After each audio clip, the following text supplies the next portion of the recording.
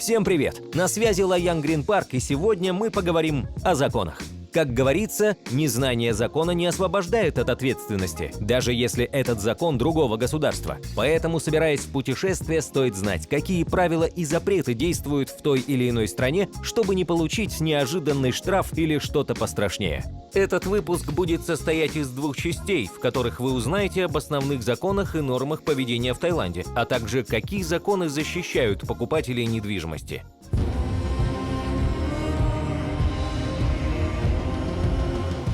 Согласно данным Управления ООН по наркотикам и преступности, показатель умышленных убийств на 100 тысяч человек равен 3,24, что ниже почти в 3 раза, чем в России – 10,2.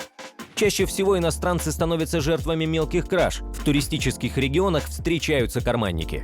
Но нередки случаи, когда именно иностранные туристы из-за своего незнания или легкомыслия становятся нарушителями. Случается даже так, что они оказываются в таиландской тюрьме. Самая известная тюрьма в Таиланде – Бангкванг, имеющая также название Бангкок Хилтон, где отбывают заключение около 2000 иностранцев. Поэтому расскажем вам об основных запретах и правилах Таиланда. Распитие спиртных напитков в Таиланде в общественных местах строго запрещено. Алкоголь в розницу вы можете приобрести только с 11 часов утра до 2 часов дня и с 5 часов вечера до 12 часов ночи. Разумеется, закон строго соблюдается только в магазинах с автоматическими кассами. В обычных лавках вы можете купить алкоголь в любое время. Также в кафе и ресторанах продают алкоголь без ограничений. Еще с 2015 года в Таиланде был введен дополнительный закон на ограничение продажи алкоголя вблизи школ на расстоянии 300 метров. Также не продается алкоголь на заправочных станциях. Иногда в Таиланде вводится полный запрет на продажу алкоголя в такие дни, как, например, выборы или религиозные праздники. Вопрос курения в Таиланде стоит достаточно остро. Власти относят табак и табачные изделия к опасным товарам, поэтому ввоз ограничен. Вы можете ввозить в страну не более 250 грамм табака и 200 сигарет на одного человека. Курение вне отведенных для этого мест грозит нарушителю штрафом до 100 тысяч бат или тюремным заключением до 1 года. Подводя итоги, можно сказать, что курение разрешено только в специально отведенных местах. Что касается кальянов, электронных сигарет и вейпов, запрещен даже ввоз и хранение. Нарушителям грозит штраф от 10 тысяч до 1 миллиона бат. Пошлина на ввозимые товары в Таиланде достаточно высока, поэтому стоимость табачных импортных изделий начинается от 150 бат, тогда как местные сигареты стоят от 60 до 100 бат за пачку. Но нужно учесть, что по качеству они сильно уступают импортным сигаретам. Ключевое отличие от правил дорожного движения в России – это то, что здесь оно левостороннее, да, и второй момент – это мотобайки, то есть это то, чего действительно стоит здесь опасаться и, по крайней мере, первое время за рулем быть крайне внимательным к ним, но потом ты к этому начинаешь привыкать потихоньку. Что касается пробок, в туристический сезон здесь это абсолютно нормальное явление. В центральной части острова, в туристической зоне можно где-то постоять, но это не Москва, это там какие-нибудь 5-10 минут в пробках для Пхукета, это уже долго. Так что нормальное, абсолютно стандартное движение.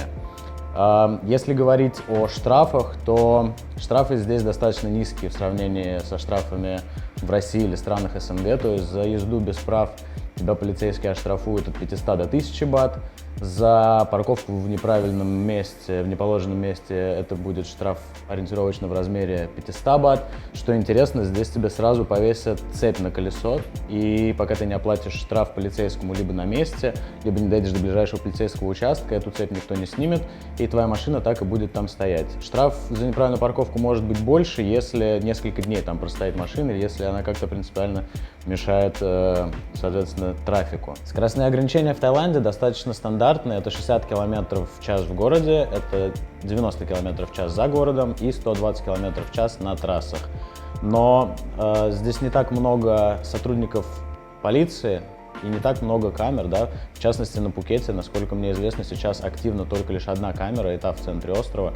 Насколько вот мне говорили знакомые, есть еще одна камера на подъезде к аэропорту, но за все время жизни здесь мне ни разу не приходил штраф за превышение скорости, при том, что этим я иногда грешу.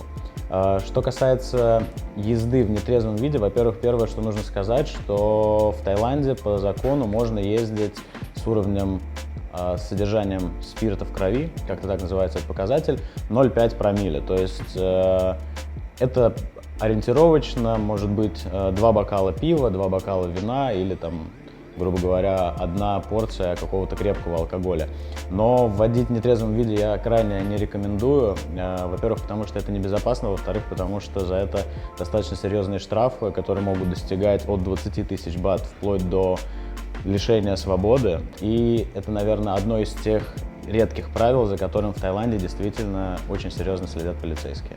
Что касается российских прав, российские права здесь котируются, если это права нового образца, розовенькие, с английским переводом, да, где каждая строка, там имя, фамилия, категория у вас переведена на английский язык. Эти права здесь котируются, с прошлого года, по-моему, это внесено в тайское ПДД. Если же у вас права старого образца, вам нужно будет в российском ГАИ получить дополнительную книжечку, перевод к этим правам, и тогда вы сможете ездить совершенно спокойно. Также культурная, наверное, особенность даже не правил дорожного движения, а обычаев дорожного движения. Здесь не принято пропускать пешеходов от слова совсем. То есть пешеходы здесь вообще не участники дорожного движения. Главное, едут машины, как только машины кончаются, пешеходы идут. Второй момент, что здесь нету спасибо, да, несмотря на то, что Таиланд достаточно вежливая, приветливая и добрая страна, здесь нету принятого в России жеста спасибо, здесь просто все пропускают, если пропускают, и все, и ты едешь дальше. И третье, сильно отличающееся от стран СНГ, это то, что когда ты моргаешь в России, Украине, Казахстане, это значит проезжай. Здесь же в Таиланде это значит наоборот, я еду и я точно не буду останавливаться. Вот, то есть это такие самые ключевые отличия от правил дорожного движения в России. Еще немного о запретах и правилах поведения на территории Королевства Таиланд.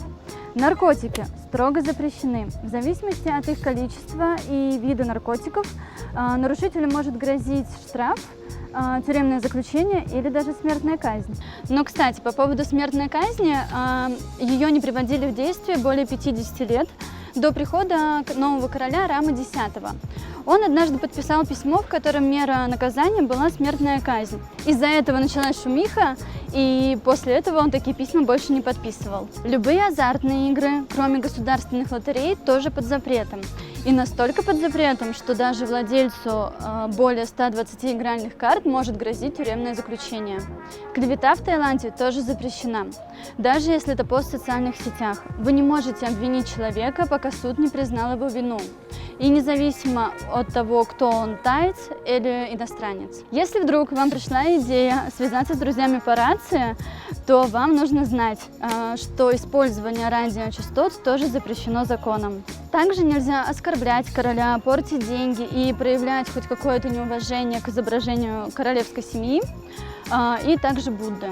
А еще не стоит прикасаться к тайцам без их согласия, трогать их по голове и старайтесь избегать общения на повышенных тонах, потому что это может быть расценено как оскорбление тайца. Оскорбление запрещено законом.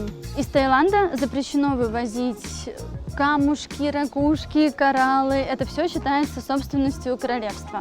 Также нельзя вывозить статую Будды больше 16 сантиметров и изделия из слоновой кости. Но не все законы существуют, чтобы усложнить вам жизнь.